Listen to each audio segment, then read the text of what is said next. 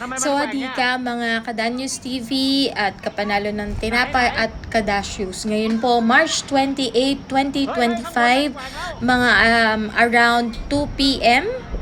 o mga around 1:30 ng hapon dito sa Thailand ay nakaranas po kami ng lindol. Ang sentro po ng lindol ay nasa Myanmar.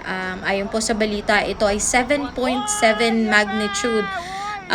Umabot po sa Thailand ang lindol na yan. Tama po kayo sa naririnig ninyo. At yan pong building na nakita nyong gumuho ay isa sa building na gumuho dito sa Thailand sa may bandang Chatuchak. Kung kayo po ay nakarating na dito, ang Chatuchak ay sikat sa night market. So sa may bandang lugar po yan, yung gumuho na yan.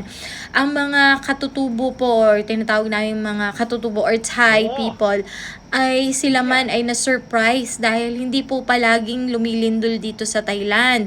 Sa katunayan po, 19 years ago pa daw yung huling lindol dito sa Thailand.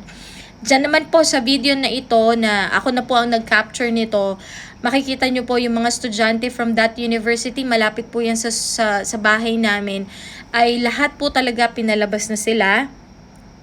Even sa mga 5 stories establishments, talagang pinalabas lahat ng mga tao and they are not allowed to go back in to be safe nga po dahil for the possible aftershock.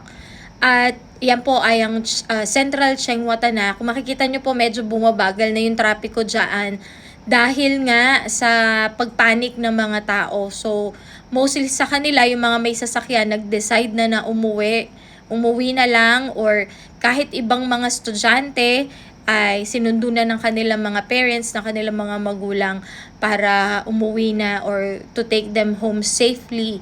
Ayan. So, patuloy po nating ingatan or patuloy po tayong manalangin tungkol sa mga ganitong mga bagay na sadyang dumarating ng hindi natin inaasahan eh. Kaya we always have to be ready and prepared sa mga ganitong pagkakataon.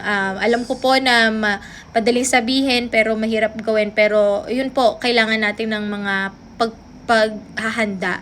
Ito naman pong lugar na ito yung sa aking tutorial center na pagdating ko nga ay pinalabas din kami agad dahil hindi nga kami allowed na bumalik dun sa room. At ito naman, buti pinauwi na kami agad at nag-motorcycle na po ako dahil nga sa sobrang traffic. At sa aking pagbi-video, naka-capture po ako ng collision ng mga sasakyan. Kaya po may ambulansya dyan. Makita nyo po, hindi ko alam kung ilang sasakyan yung nag-collide. Siguro dahil nga sa pagpapanik, BMW pa yata itong sasakyan na to. So may motorcycle, may car, may truck. As in, grabe po. Subalit naman, after that, medyo lumuwag na yung daan. Pero dito naman sa video ni Dan na nakuha, ito po yung exodus talaga. As in, nagkumpul-kumpul na yung mga sasakyan sa sobrang traffic. At yun nga po, sa ngayon po, medyo okay na sa mga oras na ito. Pero patuloy po natin ipanalangin ang Thailand at Myanmar. God bless po sa ating lahat. Patuloy tayong mag-ingat. Take care always.